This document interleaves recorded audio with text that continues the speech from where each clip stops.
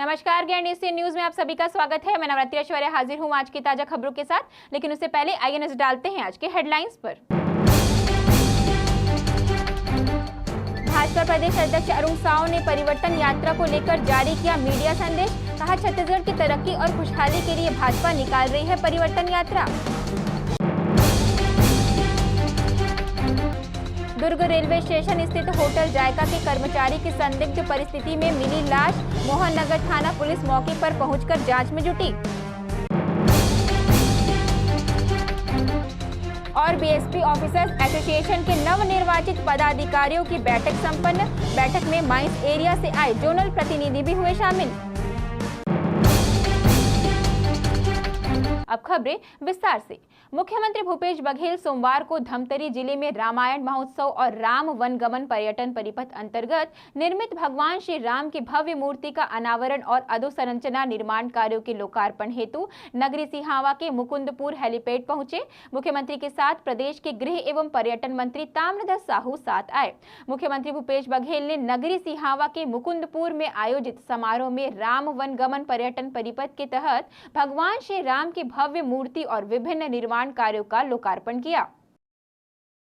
बोलिए सियावर रामचंद्र की, भगवान कर्णेश्वर महादेव की। गुरु स्वागत अभिनंदन करते हुए आप सब नमन करते हुए, क्योंकि अब शाम भी होते, अनूप जलोटल आप भजन भी सुनना भी चाहता, और अभी बहुत सुंदर महंत राम सुंदर दास जी के और ताम्रध्वज भैया के बहुत ही ज्ञानवर्धक बात आप सुने हो, तो बहुत ज्यादा कहे कि नहीं है, लेकिन ये पूरा क्षेत्र है, यहाँ से लेके राजिम तक, सियावा से लेके राजिम तक एक कमल क्षेत्र के रूप में जाने जाते। और यहाँ ये कर्णेश्वर महादेव और वहाँ राजिम में दोनों में माघी पुन्नी के मेला भरा थे। एक संग्रह यहाँ शुरुआत होते, और जहाँ भी हमार छत्तीसगढ़ में भगवान राम जिन रास्ता से गुजरे है, वो रास्ता ला विकसित करे के काम, साथ ही जहाँ जहाँ रुके है पूरा पर्यटन के रूप में विकसित करे के काम ला छत्तीसगढ़ सरकार हाथ मिले है। एक महती जिम्मेदारी आदरणीय भैया ताम्रध्वज साहू जी ला, भाई अटल जी ला और चित्रलेखा साहू और पूरा टीम मंच में बैठे सब ला दे गए है।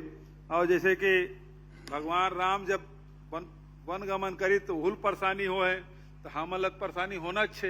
हमारे बार कोरोना काल आ गई से, नहीं बहुत अकन काम तो बहुत अकन पहली हो जा रही थी, लेकिन शुरुआत हमारा चंदखुरी से करें, माता कौशल्या के मंदिर से ओकर जीर्णोद्धार सौंदर्यीकरण करे के, और ओकर बाद फिर शिवरी नारायण राजिम और अभी रामगढ़ के जिन पहाड़ है, जिन गुफा है, तेकरो वहां जो निर्माण हो तेकरो लोकार्पण हो से। चंपारण में भी कुछ दिन पहले ही कर लोकार्पण हो, और आज सिहावा में भाजपा प्रदेश अध्यक्ष अरुण साव ने सोमवार को परिवर्तन यात्रा को लेकर रायपुर मुख्यालय से वीडियो संदेश जारी किया है। जारी वीडियो संदेश में परिवर्तन यात्रा को लेकर अरुण साव ने कहा कि राज्य में कांग्रेस सरकार के कुशासन और भ्रष्टाचार के खिलाफ छत्तीसगढ़ की तरक्की और खुशहाली के लिए भारतीय जनता पार्टी परिवर्तन यात्रा निकाल रही है। उन्होंने बताया कि पहली परिवर्तन यात्रा दंतेवाड़ा से निकलेगी। देश के गृह मंत्री अमित शाह पूजा अर्चना कर यात्रा को हरी झंडी दिखाएंगे। दूसरी यात्रा को जशपुर से रवाना किया जाएगा। नमस्कार, मैं अरुण साव, सांसद बिलासपुर, प्रदेश अध्यक्ष छत्तीसगढ़ भारतीय जनता पार्टी। साथियों, राज्य के कांग्रेस सरकार की कुशासन और भ्रष्टाचार के खिलाफ छत्तीसगढ़ की खुशहाली और तरक्की के लिए भारतीय जनता पार्टी परिवर्तन यात्रा निकाल रही है। पहली परिवर्तन यात्रा 12 सितंबर से मां दंतेश्वरी के पावन धाम दंतेवाड़ा से निकलेगी, और दूसरी यात्रा मां खुड़िया रानी से आशीर्वाद लेकर जशपुर से 15 सितंबर से प्रारंभ होगी। आइए हम सब मिलकर छत्तीसगढ़ की खुशहाली और तरक्की के लिए और छत्तीसगढ़ में सुशासन लाने के लिए, छत्तीसगढ़ के लोगों के भविष्य संवारने के लिए इस यात्रा को सफल बनाए और यात्रा को सफल बनाकर राज्य की अन्यायी, अत्याचारी, भ्रष्टाचारी, वादा खिलाफी करने वाली कांग्रेस की सरकार को उखाड़ फेंके। धन्यवाद। जय श्री राम। भारतीय जनता पार्टी छत्तीसगढ़ के मुख्य प्रवक्ता एवं पूर्व मंत्री अजय चंद्राकर ने कहा कि राम वनगमन पथ के तहत सोमवार को सिहावा में प्रभु श्री राम जी की मूर्ति का अनावरण होना है। हमारी मांग ये है कि मूर्ति निर्माण से जुड़ी जानकारियां सार्वजनिक की जाए। कौन काम कर रहा है, कैसे काम कर रहा है, बनाने वाला व्यक्ति जीवित है या नहीं, क्या लागत आएगी, संबंधित स्थान से भगवान का क्या रिश्ता है, जैसी तमाम जानकारियां जनता के समक्ष रखी जाए, क्योंकि ये कार्य हमारे आराध्य प्रभु श्री राम से जुड़ा है। छत्तीसगढ़ सरकार द्वारा रामगमन पथ में विभिन्न जगहों में प्रभु श्री राम की प्रतिमा लगाई जा रही है। आज सिहावा में भगवान राम की मूर्ति का अनावरण है। मैं सरकार से यह जानना चाहता हूं कि मूर्ति कितने जगह में लगेगी, मूर्ति की लागत कितनी है, डिजाइन क्या है, आकार क्या है, मुद्रा क्या है, प्रसंग एवं स्थल कैसे हैं, इस काम को किसके द्वारा किस प्रक्रिया के तहत किया जा रहा है। मूर्ति की लागत लगभग, जो मेरी जानकारी है, 50 लाख रुपए से लेकर 90 लाख रुपए तक है। और ये काम कौन सी प्रक्रिया के तहत किसको दिया गया है, मूर्ति बनाने वाला जिंदा है कि मर गया है, और मूर्ति जो बना रहा है, जो एजेंसी उनको मूर्ति बनाने का, जो व्यक्ति अभी काम कर रहा है, उनको मूर्ति बनाने का अनुभव है कि नहीं है, या ये काम दूसरे के द्वारा हो रहा है। क्या ये आपकी टेंडर प्रक्रिया या निर्माण प्रक्रिया के अनुबंध की शर्तों में है कि मूर्ति कोई आदमी काम ले और दूसरा आदमी या संस्था उसको बनाए। चूंकि ये छत्तीसगढ़ और पूरे सनातन धर्म के आस्था का विषय है और इसलिए इस पूरी प्रक्रिया को सार्वजनिक किया जाना चाहिए और लोगों को बताना चाहिए, क्योंकि आप एक धार्मिक प्रतीक को, आस्था के विषय को किसी भी तरह से कहीं पे कुछ भी नहीं बना सकते। और यदि आप सार्वजनिक नहीं करते हैं, यदि आप लोगों को विश्वास में नहीं लेते हैं, नहीं बनाते हैं, तो ये एक मूर्ति घोटाला माना जाएगा। और इसलिए ये बात मैं कह रहा हूं कि जो मेरी जानकारी है, मूल जिसको काम दिया गया था वो आदमी आज इस संसार में नहीं है, और जो आदमी कर रहा है उसको किसी भी तरह का अनुभव नहीं है। लोगों की धार्मिक भावनाओं को आहत किया जा रहा है और राजनीतिक कारणों से किसी भी मुद्रा का, किसी भी प्रसंग का, किसी भी जगह में ये निर्माण कार्य किए जा रहे हैं। मैं फिर से ये बात कहना चाहूंगा कि लागत, प्रक्रिया, मुद्रा, इन सारी चीजों को सार्वजनिक किया जाना चाहिए ताकि किसी की धार्मिक भावनाओं को ठेस न लगे। बीएसपी ओए के नव निर्वाचित कार्यकारिणी बैठक एसएनजी भवन सेक्टर 4 में संपन्न हुई। बैठक में बीएसपी के माइंस एरिया से आए जोन रिप्रेजेंटेटिव भी शामिल हुए। भिलाई इस्पात संयंत्र ऑफिसर्स एसोसिएशन की नवनिर्वाचित कार्यकारिणी की पहली बैठक एसएनजी भवन सेक्टर 4 में आयोजित हुई। बैठक में मुख्य रूप से भिलाई इस्पात संयंत्र ऑफिसर्स एसोसिएशन के अध्यक्ष नरेंद्र कुमार बंछोर और महासचिव परविंदर सिंह शामिल हुए। यहां सभी नवनिर्वाचित प्रतिनिधियों का सम्मान किया गया। कार्यकारिणी की बैठक में अधिकारियों से जुड़े विभिन्न मुद्दों को लेकर चर्चा की गई, जिसमें संगठन के वर्तमान और पूर्व सदस्यों ने अपने विचार साझा किए। बैठक में ओए के पूर्व पदाधिकारियों ने अपने अनुभव भी वर्तमान कार्यकारिणी के सदस्यों को बताए। बैठक के दौरान ओए के पूर्व पदाधिकारियों सहित रिटायरमेंट की ओर बढ़ रहे बीएसपी के अधिकारियों का सम्मान किया गया।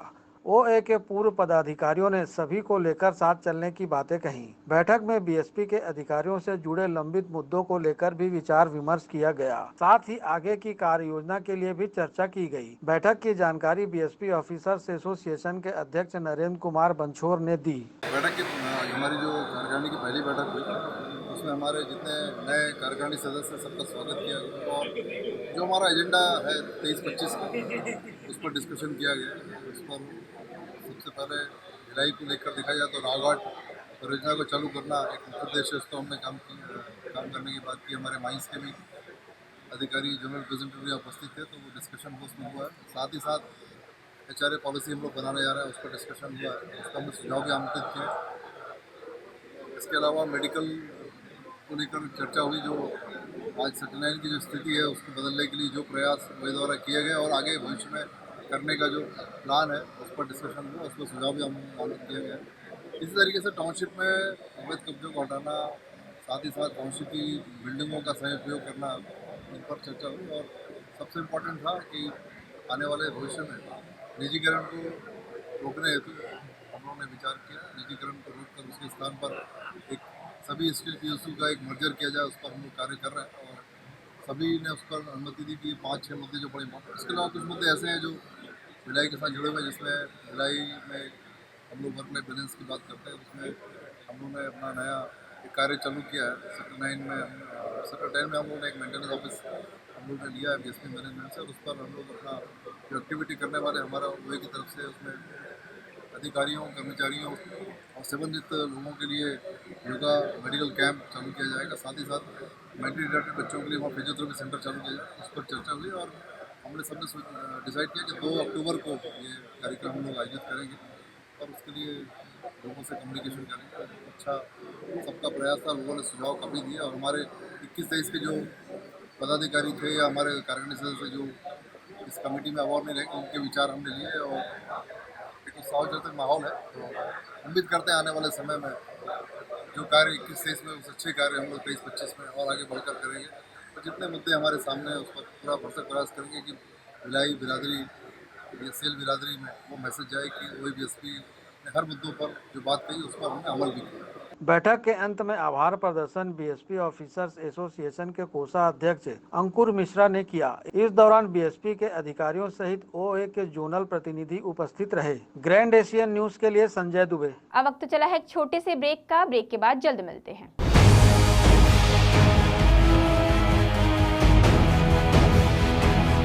आयुर्वेद एक्यूप्रेशर थेरेपी सेंटर, चर्म रोग, दांत खाज, खुजली, चेहरा पर किसी प्रकार की झाइयाँ, दाग धब्बे, फोड़ी फुंसी, प्रेगनेंसी, स्ट्रेच मार्क आदि का गारंटेड इलाज। जी हाँ, आयुर्वेदिक एक्यूप्रेशर थेरेपी सेंटर। यहाँ पर आयुर्वेदिक दवा एवं एक्यूप्रेशर थेरेपी द्वारा बिना ऑपरेशन किए बवासीर, भकंदर, हाइड्रोसिल, गुप्त रोग, चर्म रोग का इलाज किया जाता है। बवासीर, भकंदर, फिशर का बिना ऑपरेशन इलाज, मलद्वार की जितनी भी पुरानी तकलीफ हो जैसे खून आना, चुभने जैसा दर्द होना, जलन, मस्सा, मवाद आना, पेट साफ न होना आदि का जड़ से गारंटेड इलाज। गुप्त रोग, शादी के बाद या शादी के पहले बचपन की गलतियां, उम्र की अधिकता या किसी भी कारण से मर्दाना कमजोरी, शीघ्र पतन, शादी के नाम से डर लगना, बच्चा न होना, पेशाब में जलन, स्वप्न दोष, शारीरिक कमजोरी, थकान आदि बीमारियों सहित हाइड्रोसिल का बिना ऑपरेशन गारंटेड इलाज।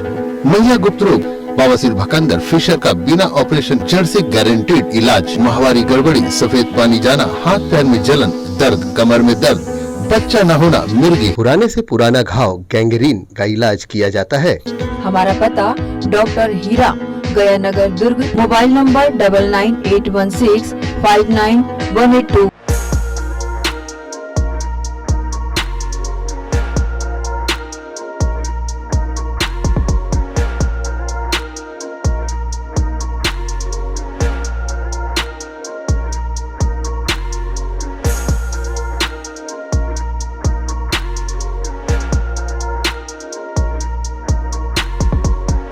मेरे देश की धरती सोना उगले उगले हीरे मोती। जी हाँ, धान का कटोरा कहे जाने वाले छत्तीसगढ़ में खेतों में काम आने वाले हार्वेस्टर उच्च क्वालिटी व गुणवत्ता के दुर्ग कमला मोटर्स में उपलब्ध। पानेसर एग्रोटेक हार्वेस्टर कंबाइन, मजबूती का हाथ किसानों के साथ। पानेसर एग्रोटेक हार्वेस्टर कंबाइन, मजबूती का हाथ किसानों के साथ। Panesar 5C9500 deluxe model. Panesar agrotech harvester combine machine कृषकों की सुविधा का ख्याल रखते हुए अब हार्वेस्टर मशीन कमला मोटर्स में उपलब्ध है। साथ ही साथ सभी तरह के हार्वेस्टर। हमारा पता Kamla Motors, GE road, Ganjpara, Durg. तो देर किस बात की है। Krishna public School, Nehru Nagar, Bhilai. Krishna public School session 2023 व 24 एडमिशन ओपन। आपके बच्चों के बेहतर भविष्य के लिए कृष्णा पब्लिक स्कूल।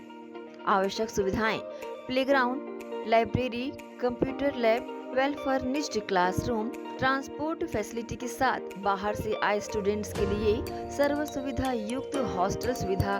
तो बता दें, कृष्णा पब्लिक स्कूल अनुभवी शिक्षकों के द्वारा विद्यार्थियों को अध्ययन कराया जाता है।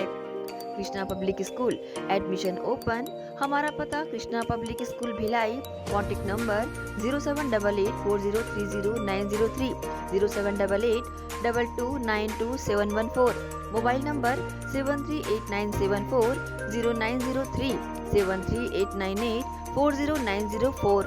BM Shah super multi speciality hospital 24 घंटे आपातकालीन सुविधाएं, जिसमें मॉडुलर ऑपरेशन थिएटर से सुसज्जित छत्तीसगढ़ के प्रतिष्ठित न्यूरो फिजिशियन न्यूरो सर्जन की सुविधाओं के साथ सड़क दुर्घटना में घायल मरीजों के लिए विशेष ट्रॉमा आईसीयू की सुविधा उपलब्ध है। हॉस्पिटल में हृदय रोग विशेषज्ञों की टीम के साथ एडवांस कैथ लैब की सुविधाएं, साथ ही जिसमें एंजियोग्राफी, एंजियोप्लास्टी, पेसमेकर की सुविधा उपलब्ध है। हॉस्पिटल में medical ICU, surgical ICU, NICU, burn unit के साथ डायलिसिस की सुविधा 24 घंटे उपलब्ध है। हॉस्पिटल के सभी वार्ड एयर कंडीशनर होने के बावजूद सबसे किफायती दरों में उपलब्ध। General ward, private room, deluxe room, super deluxe room की सुविधाएं उपलब्ध है। हॉस्पिटल में गायनिक डॉक्टर्स की एक्सपर्ट टीम नॉर्मल डिलीवरी एवं सिजेरियन के लिए सुविधा 24 घंटे उपलब्ध है। साथ ही साथ महिला एवं बच्चों के लिए अलग अलग वार्ड की सुविधा उपलब्ध है।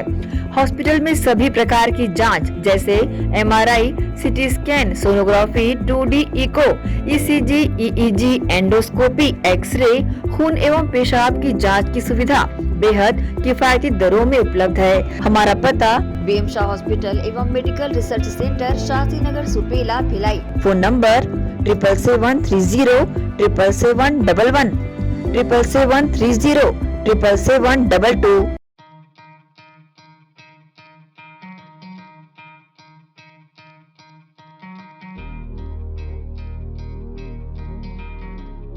धरती सुनहरी, अंबर नीला, हर मौसम रंगीला, ऐसा देश है मेरा, हाँ ऐसा प्रदेश है मेरा। खेतों में लहलहाती इन फसलों को देन है हार्वेस्टर मशीन की। जी हाँ, केएस कंबाइंड हार्वेस्टर मशीन खेतों में अहम भूमिका निभाते हैं। उच्च क्वालिटी, उच्च गुणवत्ता के केएस कंबाइंड हार्वेस्टर मशीन कमला मोटर्स में उपलब्ध है।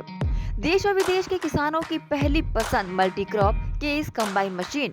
किसान खुशहाल तो देश खुशहाल। केएस का वादा, खर्चा कम, काम ज्यादा। किसान ग्राहकों की मांगों पर खरा उतरने वाले कमला मोटर्स में केएस कंबाइंड मशीन उपलब्ध है। KS combined harvester machine. हमारा पता Kamla Motors, Ganjpara, GE Road, Durg. Mobile number.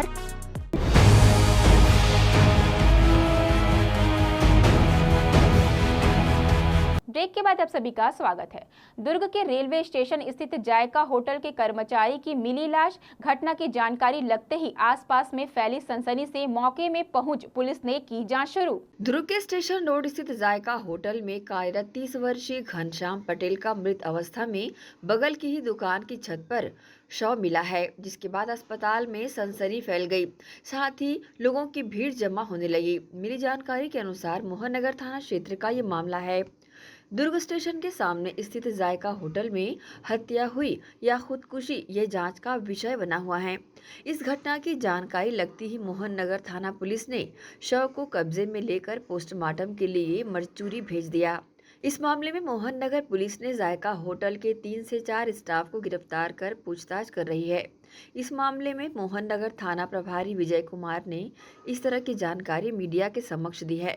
रात में एक मैसेज आया था कि जायका होटल है जो रेलवे स्टेशन के सामने है, वहाँ से कोई छत से गिर कर मृत्यु हो गई है करके। तो फिर तस्दीक ले गए थे तो देखे कि वहाँ का जो कर्मचारी है घनश्याम पटेल, जायका का जो ऊपर में निवासरत रहते हैं लोग, उनके रहने के लिए व्यवस्था है, वहाँ से जस्ट वहाँ पे जो बाउंड्री वाल सरीके आपका रहता है, वहाँ से जैसे दूसरे के छत पे गिरा हुआ मृत अवस्था में मिला है। ये मंडला के हैं, निवासी एमपी के। तो उसके बाद फिर जो मार्ग पंचनामा की कार्रवाई करी से पीएम के लिए अभी जिला अस्पताल मरचूरी रवाना की। ग्रैंड एशियन न्यूज के लिए दुर्ग से नसीम फारूकी की रिपोर्ट। विवेकानंद नगर कैंप 2 हरि मंदिर शिशि ठाकुर अनुकूल चंद्र का 135वां जन्मोत्सव भादो मास परिक्रमा समारोह मनाया गया। कार्यक्रम में बड़ी संख्या में कैंप क्षेत्र में निवासरत सत्संग विहार शिशि के अनुयायी उपस्थित थे। इस अवसर पर भजन, प्रवचन सहित कई कार्यक्रम हुए। परिक्रमा समारोह में जिले के ऋतिक तथा सामाजिक कार्यकर्ता सुमनशील भी उपस्थित हुए। कार्यक्रम की शुरुआत शाम 7 बजे सामूहिक प्रार्थना से की गई। कार्यक्रम में अपने उद्बोधन में एम्स हॉस्पिटल के डॉक्टर अजय कुमार बेहरा ने कहा कि पूरी दुनिया आज माया मोह के जाल में फंसी हुई है। इससे निजात पाने के लिए गुरु ज्ञान की नितांत आवश्यकता है। बिना गुरु ज्ञान के जीवन में सफलता हासिल नहीं की जा सकती। इसके लिए गुरु का ज्ञान होना अनिवार्य है। ऋतिक पूर्णचंद्र साहू ने बताया कि मनुष्य के पास ज्ञान की कमी नहीं होती, इसके बावजूद भी उन्हें सफलता नहीं मिल पाती है क्योंकि उनके पास गुरु का मार्गदर्शन नहीं होता। आयोजन की जानकारी सुमन शील ने दी। परम प्रेममय श्री श्री ठाकुर अनुकूल चंद्र जी का 135 जन्म महोत्सव मास के उपलक्ष्य पर भादो परिक्रमा समारोह कार्यक्रम पूरे भारतवर्ष सहित छत्तीसगढ़ के प्रत्येक जिलों में मनाया जा रहा है।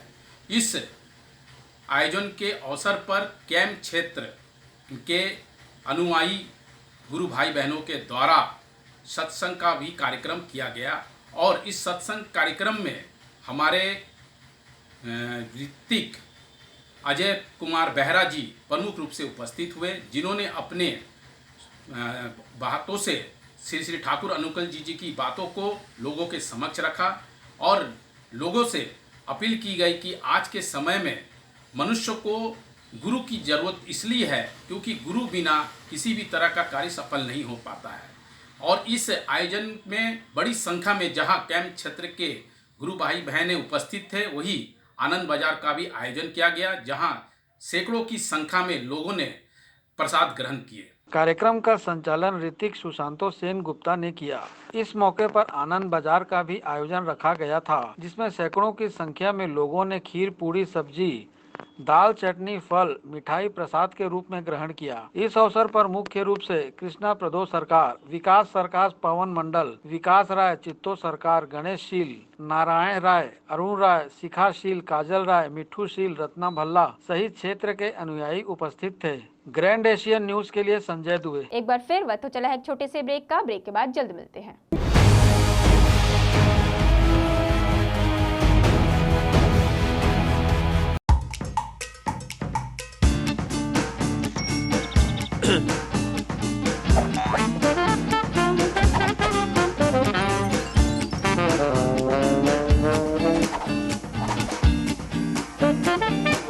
टेंशन ना लो, शिवा लो।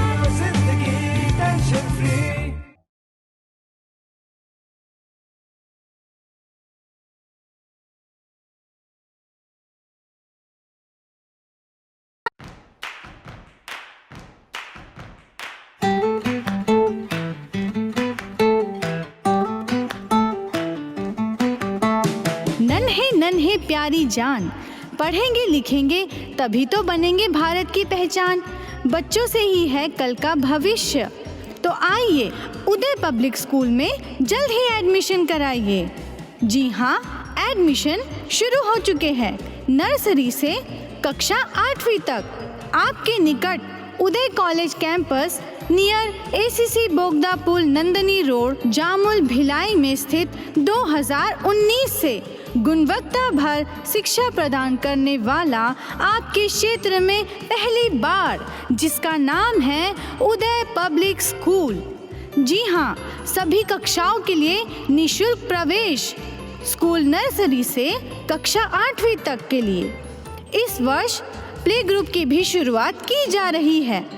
सरकार द्वारा 25% छात्रों के लिए मुफ्त शिक्षा प्रदान की जाएगी।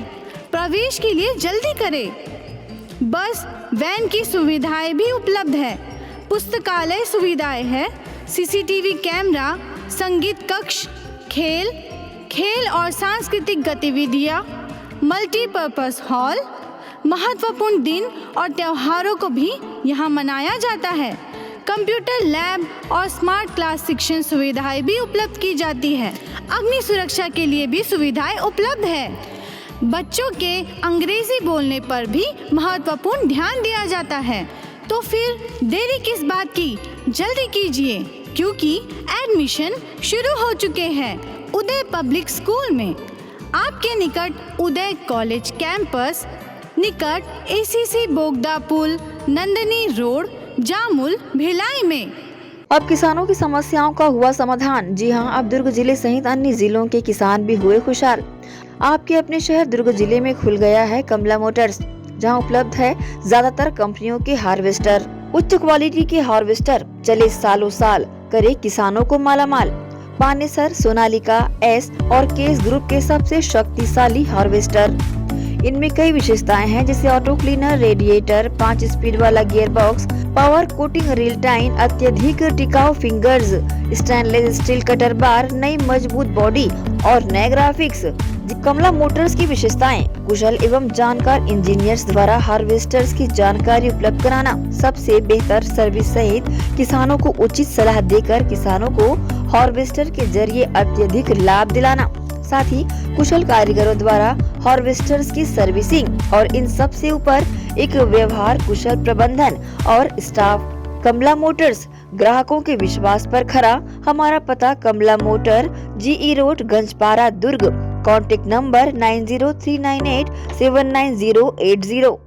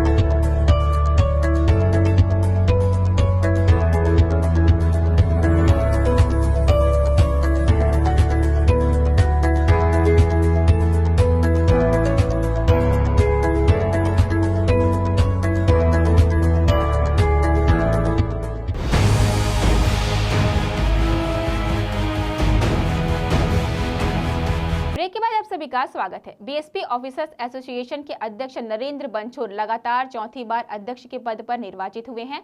इस वर्ष नरेंद्र बंछोर निर्विरोध अध्यक्ष बने हैं।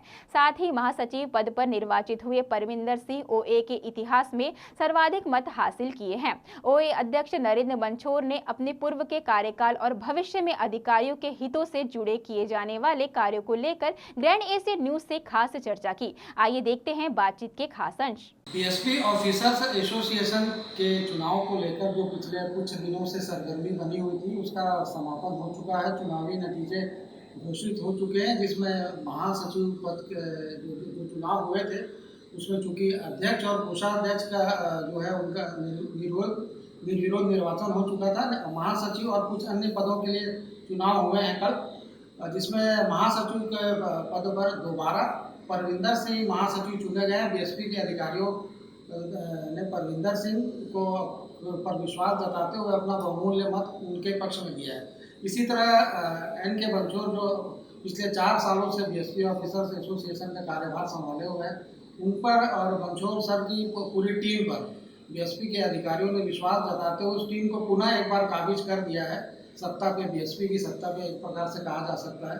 तो कि इसके पीछे क्या उपलब्धियां रही हैं बीएसपी ऑफिसर्स एसोसिएशन द्वारा, अधिकारियों के हित में किस तरह के कार्य किए गए हैं, आने वाले समय में उनकी क्या कार्य योजना है, जिससे वर्तमान सेवारत अधिकारियों और सेवानिवृत्त हो चुके अधिकारियों और उनके परिजनों को किस तरह की सुविधाएं मिल सकेगी।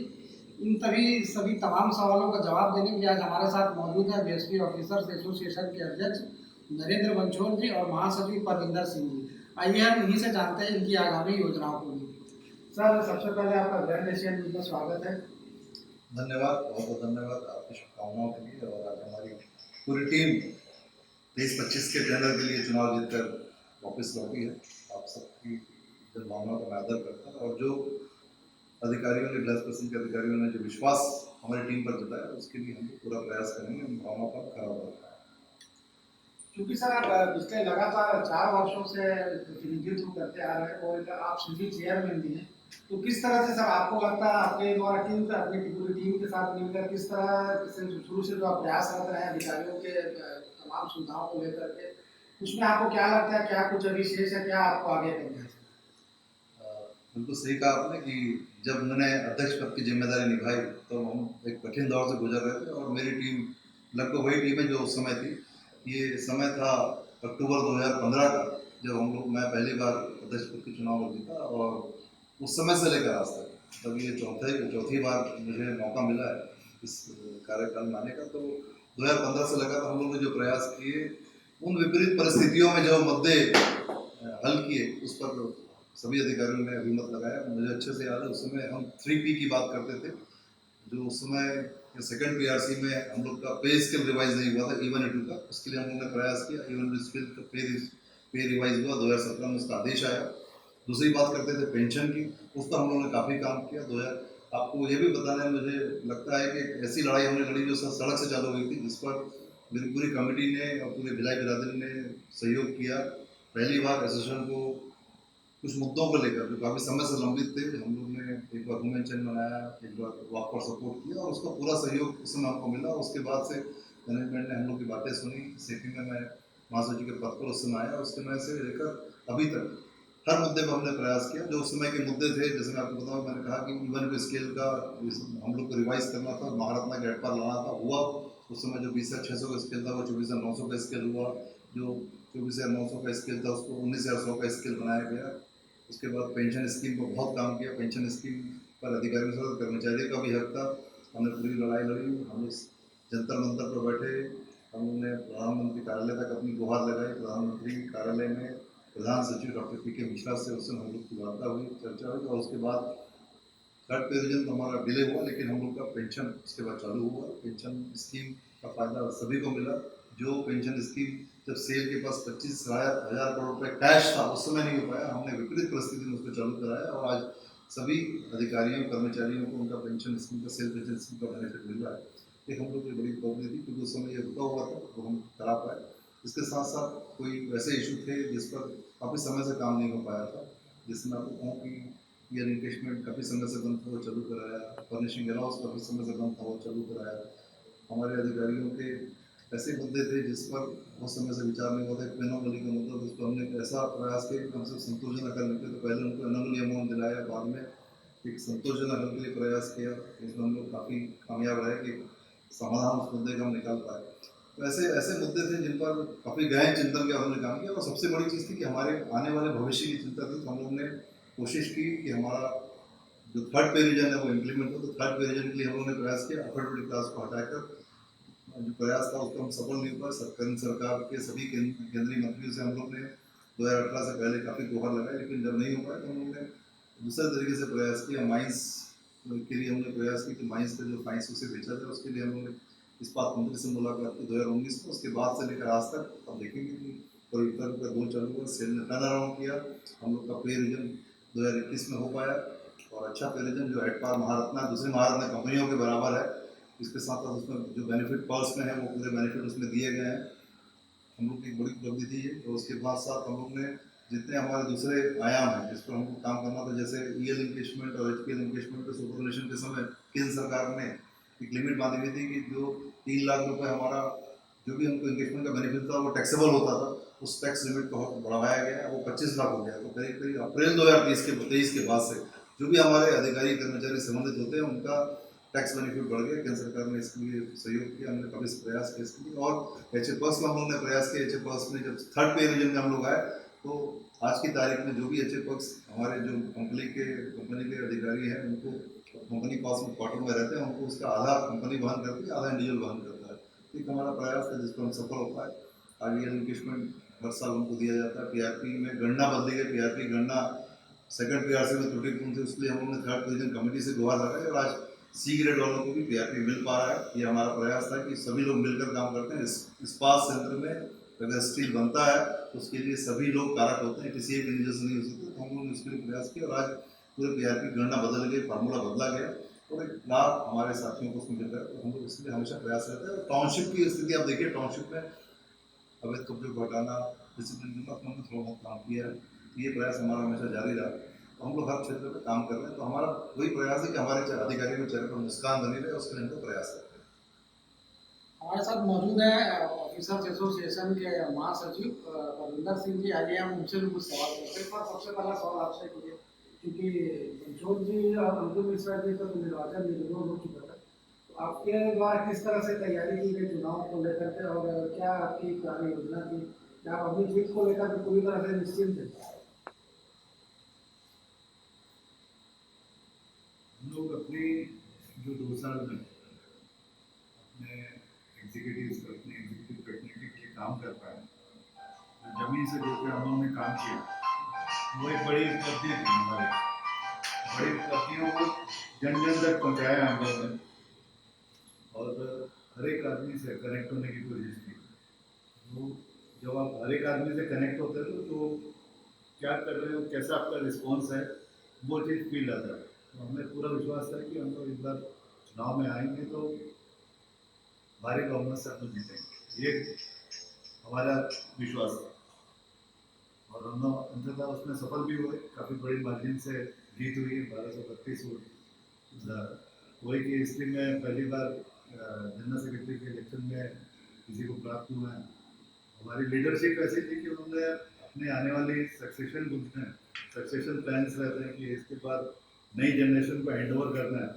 तो हमारे अध्यक्ष ने उस चीज़ के लिए काफ़ी परिपक्व सोच रखते हुए लोगों को तैयार किया। उसी के परिणाम से हम लोग इतनी अच्छी मतलब स्थिति में है और अच्छी जीत प्राप्त कर पाए। सर, दूसरा सवाल आपसे ये कि इस्पात क्षेत्र के सार्वजनिक जो उपक्रम है उनके निजीकरण का जो प्रयास किया जा रहा है, सर उसे आप कहाँ तक सर उचित मानते हैं? मैं सिटी का चेयरमैन भी हूँ और इसके लिए सेफी ने अपनी आवाज़ बुलंद की है। Saifee steel executive federation of India, जो इस्पात मंत्रालय के द्वारा मान्यता प्राप्त एक अधिकारियों का संगठन है, और सेफी ने जब पीक कोरोना था, आप याद करिए अप्रैल का जो सेकंड फेज था 2021 का, उस समय भी जब वाइजेक स्टील प्लांट का डिसइन्वेस्टमेंट की बात हुई, उससे पहले NIL की बात चल रही थी, हम लोगों ने पूरा प्रयास किया जंतर मंतर को। उसके लिए हम लोगों ने अपने एपेक्स ऑर्गेनाइजेशन के थ्रू एक रैली भी निकाली। तो हम लोग का प्रयास बिल्कुल आपको मैं बताना चाहूँगा कि सेफी एक ऐसा ऑर्गेनाइजेशन है, OABSP का जो एपेक्स बॉडी सेफी है, जिसमें हम लोगों ने ये रिजोल्यूशन लिया, हमारे सभी उस समय के 48 मेंबरों ने उसमें साइन किया, रेजोल्यूशन लिया कि हम इसका विरोध करते हैं और हम इसकी जगह हम चाहते हैं कि इस बात की जितनी कंपनियां सार्वजनिक लोगों की, उनका संयोजन हो, रणनीतिक विलय हो, और उसके लिए हम लोग प्रयास करते हैं। उसके बाद से लगातार इस्पात मंत्रालय को, प्रधानमंत्री कार्यालय को इसके लिए हम लोगों ने अपने आवेदन लगाए हैं और रिक्वेस्ट है। हम लोगों ने काफ़ी सांसदों इसके लिए मुलाकात भी की है, लोकसभा और राज्यसभा के सांसदों ने भी इस पर प्रश्न लगाया। मैं आपको बताना चाहूँगा कि जब रेजोल्यूशन हमने लिया था वो 4 अप्रैल 2021 था। उसके बाद ये क्वेश्चन पार्लियामेंट में भी लगा। 15 दिसंबर 2021 को सेफी के रेजोल्यूशन को पार्लियामेंट में पढ़ा गया कि सेफी ने जो रेजोल्यूशन दिया उस पर इस्पात मंत्रालय का कहना है। उसके बाद से लेकर आज तक इस रेजोल्यूशन पर चर्चा होती है लोकसभा राज्यसभा। हम लोगों ने पूरा प्रयास किया, हमें पूरा विश्वास है कि सरकार हमारी बात को समझेगी। जिस तरह से बैंकों का संविलियन किया अपनी व्यवस्था को सुधारने के लिए, आज की तारीख में इस्पात सार्वजनिक क्षेत्र के इस्पात उपक्रमों को रणनीतिक तरह से विलय किया जाए या समायोजन किया जाए, तभी हम अपने इस्पात क्षेत्र को बचा पाएंगे। और मैं इस बात को मानकर चलता हूँ कि इस्पात क्षेत्रों का जो कार्य है, जो सार्वजनिक क्षेत्र के कार्य जो 1955-60 के बाद जितने सार्वजनिक उपक्रम इस्पात क्षेत्र में खुले, सभी ने अपना विकास किया। मतलब जो कंपनी ने अपना प्रोडक्शन बढ़ाया, अपना एक्सपांशन किया, साथ साथ उस क्षेत्र का भी विकास किया। जो एक बहुत बड़ी योजना उस समय की सरकार ने सोची थी, वो ये थी कि इस प्लांट के माध्यम से लोगों को रोजगार मिले, रोजगार मिलते और उस क्षेत्र का पूरा विकास करते थे। आप देख लीजिए भिलाई को देख लीजिए, आप राउरकेला को देख लीजिए, दुर्गापुर को देख लीजिए, विशाखापट्टनम को देख लीजिए। इस्पात संयंत्रों ने अपना भी विकास किया और क्षेत्र का विकास किया, उससे पूरे समाज का विकास हुआ, उस क्षेत्र का सर्वांगीण विकास हुआ। यह सार्वजनिक उपक्रमों के माध्यम से संभव है और हमारा प्रयास आज भी वही है। हम विनिवेश का विरोध करते हैं और हम चाहते हैं कि इसका रणनीतिक समायोजन किया जाए, जिससे सरकार को भी लाभ हो और एक माहौल हमेशा पॉजिटिव में बना रहे। जो देश के एक आज की तारीख में सार्वजनिक उपक्रम देश के लिए रीढ़ की हड्डी है, देश के विकास के लिए, वो हमेशा उस बात को साबित करते भी रहे। कोरोना काल में भी आपने देखा कि देश के जितने PSU में सबने बढ़ चढ़ कर देश में अपनी सेवाएं दी। तो मैं इस बात को मानता हूँ कि सार्वजनिक उपक्रमों में रहना बहुत जरूरी है। इसलिए भी जरूरी है कि अगर ये प्राइवेटाइजेशन की तरफ बढ़ते हैं तो मोनोपोली बढ़ जाएगी, स्टील के रेट बढ़ जाएंगे और ऐसे स्टील के आइटम से जो शायद मार्केट में जिसका रेट में उफान बढ़ जाए, हमको सार्वजनिक उपक्रमों को इस मामले में ध्यान रखते हुए हम तो जनभावना पर चलते हैं, देश के आर्थिक विकास के लिए हमेशा एक आयाम रहे हैं। तो हमारा प्रयास यही रहेगा कि ये सार्वजनिक उपक्रम हमेशा बने रहें और विकास करते रहें। सर बीएसपी के रावघाट माइनिंग प्रोजेक्ट की लगातार बात चलती रहती है, उसको स्वीकृत पूर्ण करने के किस तरह के प्रयास है जिससे बीएसपी को लाभान्वित मिल सके आने वाले समय में? रावघाट परियोजना क्रांति लाइफ लाइन है और सेफी का OABSP का शुरू से मानना रहा कि इन परियोजनाओं का सही समय पर चालू होना बहुत जरूरी था और दुर्भाग्य की बात है ये परियोजनाएं काफ़ी लेट हुई। कई वर्षों से इस पर काम हुई, लेकिन हम लोगों ने पूरा प्रयास किया। जब हमारी टीम 2019 में वर्तमान में हमारे मुख्यमंत्री जी से मिलने की, तो हमारा पहला प्रश्न सवाल ये था कि इस पर आपका सहयोग चाहिए। उन्होंने उसके लिए जो भी सहयोग होता है हम लोगों ने कोरोना काल में प्रयास किया और पूरे जो पेपर्स थे, डॉक्यूमेंट थे, जो क्लियरेंसेस थे स्टेट से वो मिल चुके हैं। आज की तारीख में हमारे कलवा नागुर माइंस में भी क्लियरेंस मिल चुके हैं। तो रावघाट परियोजना आने वाले समय के लिए, भिलाई के भविष्य के लिए सबसे प्रमुख है। अगर रावघाट से जितना जल्दी हम आयरन ओर निकाल पाएंगे, हम आगे बढ़ पाएंगे। आज की तारीख में 0.3 MT का हम लोग ने एक छोटा सा पायलट प्रोजेक्ट चालू किया हुआ है, उसमें आयरन ओर मिल रहा है। वहाँ पर रेलवे लाइन पहुँच चुकी है। हमको वहाँ पर कुछ पेड़ों को कटना बाकी है, उसके लिए हम लोग प्रयास रहते हैं। हम लोग ने फॉरेस्ट मिनिस्टर से, PCCF से कई बार मुलाकात की, OA के माध्यम से मुख्यमंत्री जी से भी आग्रह किया है और हम लोग ये प्रयास करते हैं कि शीघ्र से शीघ्र एक ब्लॉक में पेड़ कट जाए और वहाँ पर काम चालू। अभी तो करीब 30,000 पेड़ कट भी चुके हैं। तो ये हमारा प्रयास रहेगा, जितनी जल्दी ये परियोजना पूरे स्वरूप में आएगी, बृहस्पति केंद्र का उत्पादकता भी बढ़ेगा, प्रॉफिटेबिलिटी बढ़ेगा और इस क्षेत्र का सर्वांगीण विकास इस पर निर्भर करता है। वहाँ का विकास भी होगा, जहाँ ये परियोजना चालू हो रही है, जहाँ ये परियोजना आएंगी उस क्षेत्र का विकास होगा। तो हम लोग चाहते हैं कि ये ऐसा माहौल OABSP द्वारा बनाया जाए ताकि वहाँ के लोग भी ज़्यादा अच्छा रहेगा। बनिस्पत आप उसको खाली छोड़ें और अवैध कब्जे लें, क्योंकि अवैध कब्जे को हटाने के समय ये सच्चाई की राजनीति होती है। किसी भी पार्टी के लोगों अपने वोट बैंक की राजनीति के कारण हम उसको हटा नहीं पाते और कहीं न कहीं उसका विरोध होता है। और हम लोग को अपना ऑर्गेनाइजेशन प्लान चलाना हमारा सबसे बड़ा दायित्व था। तो हमको बाधाएँ आती हैं। ये सच्चाई है कि पिछले 2 वर्षों में हमने बहुत प्रयास किया, काफ़ी कब्जे खाली भी किए हैं। करीब 65 एकड़ ज़मीन हम लोगों ने खाली कराई है। कई ऐसे कब्जे खाली किए जो आज की तारीख में इतिहास भी बने हैं। लेकिन हमारा उद्देश्य होना चाहिए पूरा ज़मीन जितने भी रिकॉर्ड में है वो जो अवैध कब्जे में खाली हो और जितने मकान अवैध कब्जे में खाली किए जाए और जो पुराने भवन उनको गिराया जाए। तो इस दिशा में हम लोग काम कर रहे हैं और मुझे पूरा विश्वास है हम लोग को जरूरत पड़े तो हम लोग हाईकोर्ट भी जाएंगे। कहीं भी ऐसे कब्जे हैं जहाँ पर हमको लड़ने की जरूरत पड़ी तो OABSP हमेशा अपने नगर सेवक के साथ खड़ा है और हम लोगों ने पूरा रिक्वेस्ट भी किया। और जो सच्चाई है कि 2-3 महीने में जो रुके हैं उसके कारण ये है कि हमारे नगर से विभाग में हमको अपनी टीम बढ़ानी पड़ेगी और जो भी माहौल बना हुआ है उस माहौल में शायद लोग देख रहे हैं कि विधानसभा चुनाव है तो पुलिस प्रशासन उतना सहयोग भी नहीं कर पाता। लेकिन हम लोग कोशिश जरूर करेंगे कि धीरे धीरे जो कब्जे हुए हैं वो भवनों को और मकानों को खाली करने का प्रयास हमारा चलता है। और ये चुनाव के बाद तो मैं आपको बिल्कुल इस बात पर कहता हूँ कि इसके लिए अगर जरूरत पड़ी तो हम हाईकोर्ट जाएंगे। और आप सबके माध्यम से, मैं मीडिया के माध्यम से भी ये अनुरोध करता हूँ कि ऐसे राजनेता जो उन अवैध कब्जों को बढ़ाते हैं उनके विरोध में लोग खड़े हों और ऐसे विरोध में जब लोग खड़े होंगे तभी हम आगे बढ़ पाएंगे। समाज में लोगों को ये समझना चाहिए कि ये सार्वजनिक क्षेत्र की जमीन राष्ट्र की संपत्ति है। राष्ट्र की संपत्ति पर कोई कब्जा करता है चाहे वो किसी भी पार्टी का हो, चाहे कितना ही बड़ा नेता हो, उसका हमेशा विरोध होना चाहिए। और अगर जनता साथ रहेगी, जनता ज़्यादा सबसे बड़ी होती है, अगर वो साथ देगी 100% आप मान कर चलिए ये कब्जे हट जाएंगे। और हमारा पूरा विश्वास है कि जनता ज़्यादा भिलाई की जनता बहुत बुद्धिजीवी है, इस मुद्दे पर हमेशा हमारे साथ रहेगी। हम लोग पूरा प्रयास करेंगे। हम लोग ने यूनियनों को भी अपने साथ जुड़ा हुआ है, एक संयुक्त मोर्चा बनाया हुआ है। मैं आपको यह कह सकता हूँ कि आने वाले समय में अवैध कब्जे के लिए हटाने के लिए हम लोग हमेशा प्रयास करते हैं, प्रयासरत रहेंगे और भिलाई को एक स्वच्छ भिलाई, सुंदर भिलाई और सुरक्षित भिलाई बनाने का प्रयास करते हैं। ये थे हमारे साथ BSP ऑफिसर्स एसोसिएशन के अध्यक्ष नरेंद्र वंचोर जी और महासचिव परविंदर सिंह जी, जिन्होंने BSP हम से जुड़े तमाम सवालों के हमारे सवालों के स्पष्ट रूप से जवाब दिया। साथ ही अभी तक BSP ऑफिसर्स एसोसिएशन द्वारा अधिकारियों के हित में जो कार्य किया गया उसकी जानकारी दी। साथ ही जो अभी लंबित कार्य हैं जिन्हें पूरा करने की बातें कही जा रही है, आने वाले समय में निश्चित ही सेवानिवृत्त कर्मचारी और सेवारत कर्मचारी दोनों ही कर्मचारियों और उनके परिवारों को इसका लाभ मिलेगा। यही वजह है कि अपने हितों को देखते हुए OA की कार्य प्रणाली को देखते हुए अधिकारियों द्वारा पुरानी टीम पर विश्वास जताते हुए इन्हें फिर से काबिज किया गया।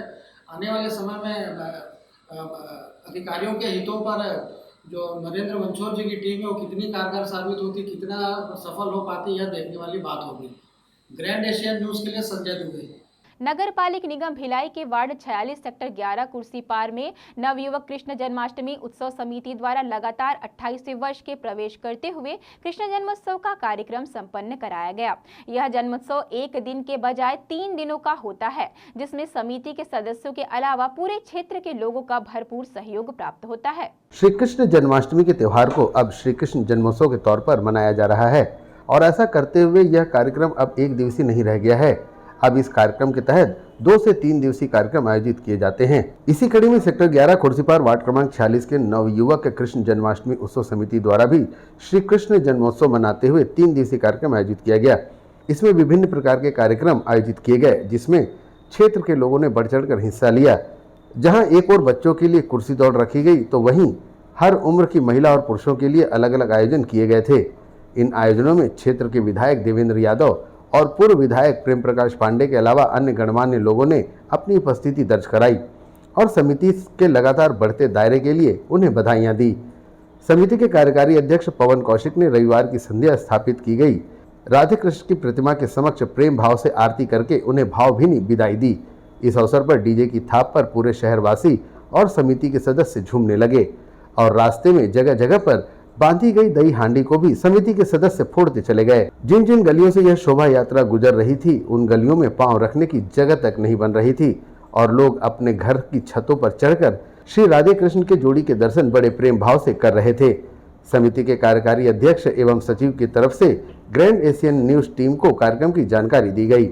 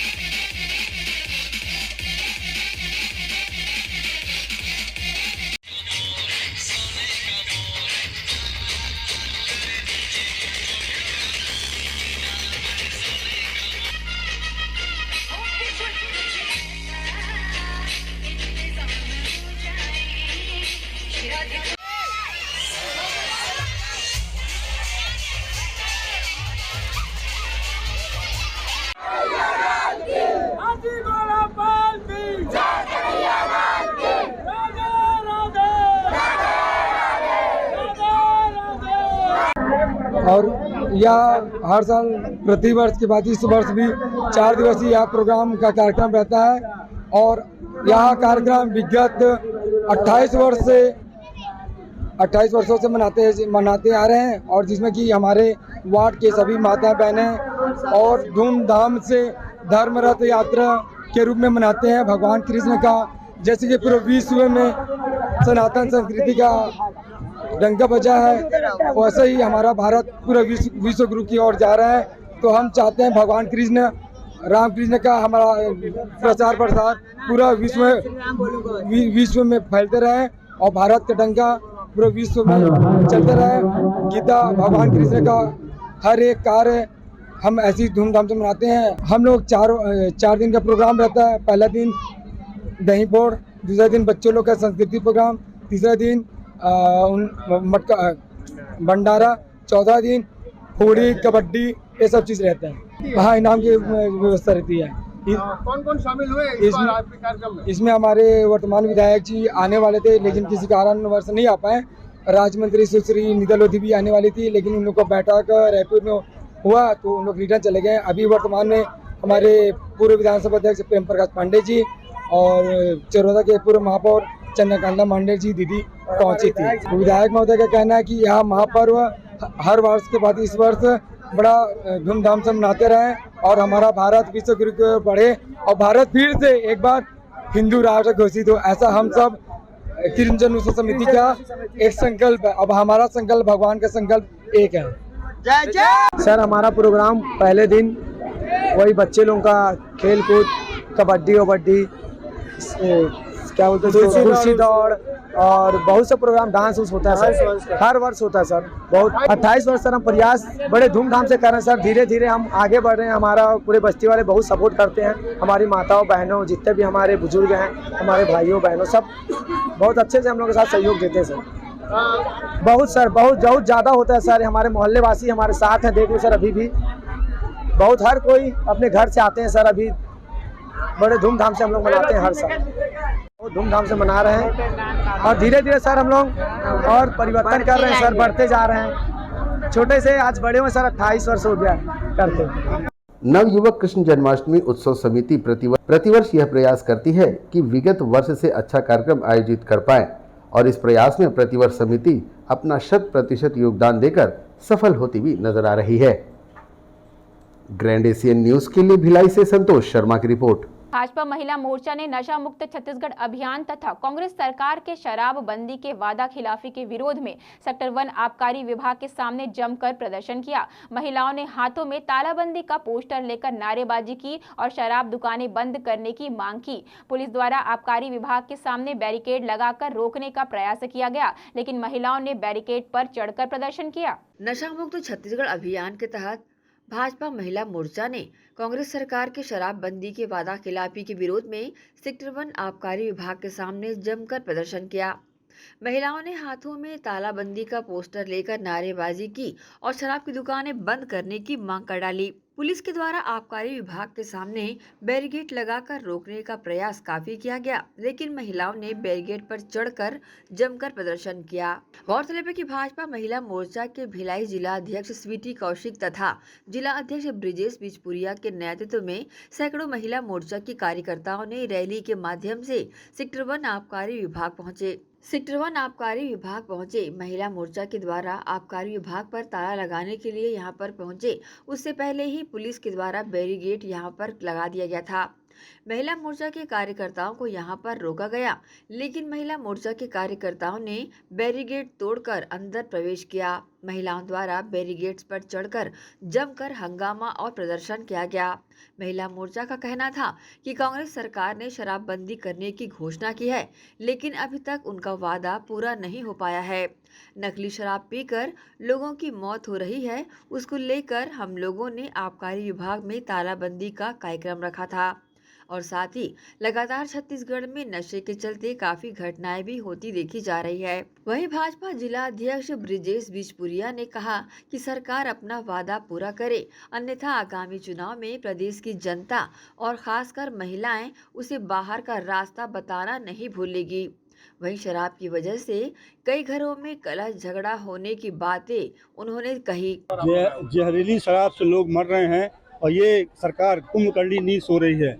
एक तो अवैध रूप से सरकार बेच रही है शराब को और शराब से लोग मर रहे हैं। इसके साथ साथ शराब में जो घोटाला हुआ है, उस घोटाले को लेकर के भारतीय जनता पार्टी की महिला मोर्चा विंग ने ये प्रदर्शन पूरे प्रदेश में करने का आह्वान किया है और जो लोग मरे हैं उनके प्रति श्रद्धांजलि अर्पित की है और सरकार से मांग की है कि जो लोग जहरीली शराब से मरे हैं उनको उचित मुआवजा दिया जाए और जो लोग इसके दोषी हैं उन सबके लिए को सजा दी जाए। आज हम लगातार देख रहे हैं, जब से भोपाल सरकार बैठी है तो लगातार शराब घोटाला, कोयला घोटाला, हर प्रकार के घोटाले चल रहे हैं। 5 किलो अनाज जो सरकार के द्वारा, केंद्र सरकार के द्वारा दिया जा रहा था, उसमें भी घोटाला कर रहे हैं लोग। और कोयले में जो घोटाला हुआ है उसमें आपको मालूम है, इनकी जो सेक्रेटरी थी सौम्या चौरसिया, उसका भाई भी शामिल है, सूर्यकांत तिवारी शामिल है और वो सौम्या चौरसिया आज भी जेल के अंदर है। 3 कलेक्टर कोयला कांड में अंदर हुए हैं, लेकिन किसी को कोई कार्रवाई नहीं हो रही है। सट्टा महादेव सट्टा का जो मामला है वो लगातार चल रहा है सारे कांग्रेसी बंगाल में। मैंने कई बार एसपी साहब से बोला कि आज 1 साल के अंदर जितने लोग यहाँ से दुबई गए हैं उनकी जांच की जाए, वो कौन लोग हैं और वहाँ क्या किया उन्होंने जाकर के। इनकी अगर जांच कर दी जाएगी तो सारी चीज स्पष्ट हो जाएगी कि कांग्रेस के लोग कितनी बड़ी संख्या में इस महादेव ऐप में शामिल हैं। भाई नशाबंदी होगी जब आप उस रोक लगाओगे ना। आप खुलेआम गोलियां बिक रही हैं। आज दुर्ग में हम हर बार देखते हैं वहाँ पर कि पकड़े जाते हैं लोग, गोलियां मिलती हैं, तो पुड़िया मिलती है, 10 पुड़िया 5 पुड़िया, लेकिन लगातार सिलसिला चल रहा है 5 साल से। लेकिन आज तक उनके जो सरगना हैं जो हजारों पुड़िया लेके आते हैं और बेचते हैं, उनके बारे में क्यों नहीं पता करते। आज मेडिकल स्टोर में जो गोलियां मिल रही हैं, उन गोलियों को खा करके हमारे बच्चे कुछ भी हरकतें कर रहे हैं, उनको कौन रोका जाता है। मेडिकल स्टोर में धड़ल्ले से वो गोलियां कैसे बिक रही हैं, इस पर रोक क्यों लगाई जा रही है और पुड़ियों पर रोक क्यों लगाई जा रही है। ये सारा नशा का कारोबार इस कांग्रेस के राज में चल रहा है और इनके संरक्षण में चल रहा है और इसको जब तक सरकार रोकेगी नहीं, भारतीय जनता पार्टी हर मुद्दे पर आंदोलन करेगी, प्रदर्शन करेगी और निश्चित रूप से 2023 का चुनाव आने वाला है, इसमें जनता इनको उखाड़ फेंकेगी और इनके कर्मों की सजा देगी। बहरहाल शराबबंदी को लेकर भाजपा द्वारा जमकर प्रदर्शन किया गया है, साथ ही सरकार को भी घेरा गया है। देखना होगा इनके प्रदर्शन का असर आने वाले दिनों में किस तरह पड़ता है। ग्रैंड एशियन न्यूज के लिए हर्ष सोनी की रिपोर्ट। सन 2018 में एक नेक सोच लेकर चलने वाले रुपिंदर बाजवा ने मम्मा की रसोई शुरू की थी और जैसे जैसे समय बीतता गया इस रसोई में जन सहयोग भी बढ़ता गया और आज मम्मा की रसोई ने पूरे 200 हफ्ते पूर्ण कर लिए हैं। रुपिंदर बाजवा सन 2018 में एक छोटी सी टीम लेकर मम्मा की रसोई की शुरुआत की थी। उनका उद्देश्य था कि हर जरूरतमंद को भोजन प्राप्त हो सके।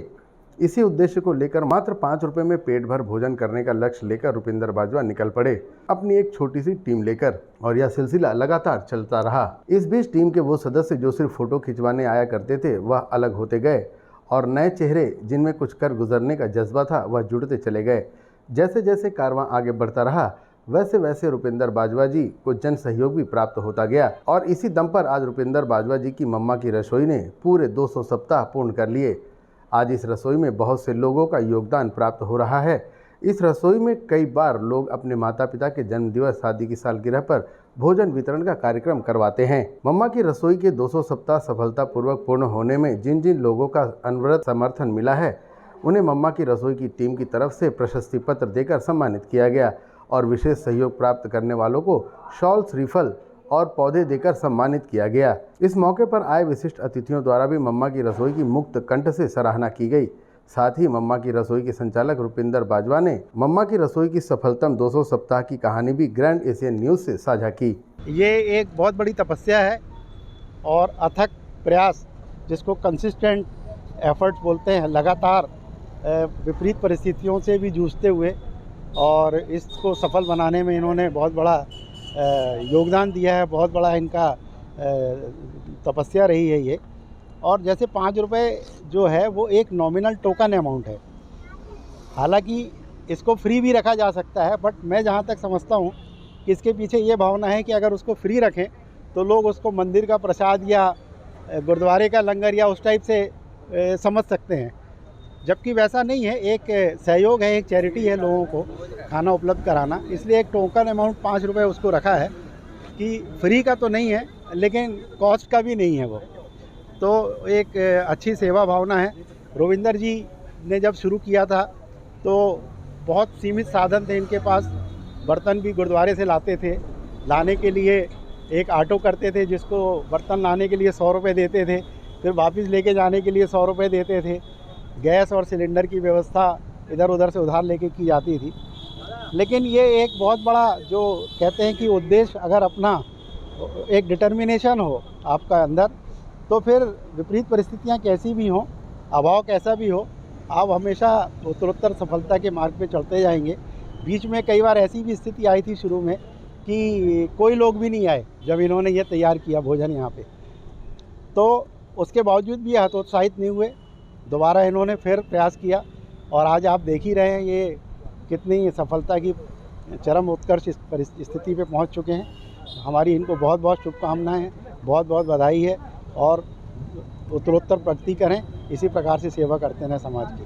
थैंक यू, धन्यवाद। एक तो जो समय का फ़िल्टर है वो काम करता गया। कुछ लोग जो ऐसे जुड़े थे, जो फोटोग्राफी के लिए जुड़े थे, वो अपने आप अलग होते गए और अच्छी टीम बनती गई, स्ट्रॉन्ग टीम बनती गई। और थोड़ा सा कीड़ा भी था हल्का सा कि भाई संडे सुबह उठना है, करना है, तो कई बार अकेले ही निकल जाते थे। ऐसा 3-4 बार हुआ है कि लास्ट तक मैं अकेला ही रहा और उसके बाद जो खाना खाने आए थे उन्हीं से मैंने खाना बंटवाया, लेकिन लगे रहे। तो आज 200वां हफ्ता आप देख रहे हैं, टीम इतनी बढ़िया है, एकदम पोलाइट टीम है, अच्छी टीम है। जब शुरू किया था तब तो पता ही नहीं था, हमने ज़िंदगी में नहीं सोचा था कि हम 3-4 महीने के आगे जा पाएंगे। और जितने भी टीम वाले थे उन्होंने भी यही सोचा था कि ये ज़्यादा से ज़्यादा 3-4 बार करेगा, उसके बाद फिर गायब हो जाएगा। लेकिन होता रहा। बाजवा साहब का तीसरे हफ्ते ही हमें इतने सारे बर्तन दे देना, तो इनका भी बोझ आ गया था कि आप अगर इस बार मना कर दिया तो बोलेंगे कह रहे यार ये क्या किया। तो ऐसे धीरे धीरे लोग जुड़ते गए, सब कुछ होता गया और आज बड़ा सक्सेसफुल लग रहा है। आज ये ग्रैंड सक्सेस सबको ही धन्यवाद देना चाहता हूँ मैं, जितने भी लोग हैं। एक तो बाजवा साहब हैं हमारे और दूसरे आप भी हैं और बाकी हमारे टीम के जितने मेंबर्स हैं, रुपिंदर बाजवा को मम्मा की रसोई के 200 सप्ताह पूर्ण करने के बीच में कई बार काफी मुश्किलों का सामना भी करना पड़ा, परंतु अपने लक्ष्य से कभी नहीं चूके।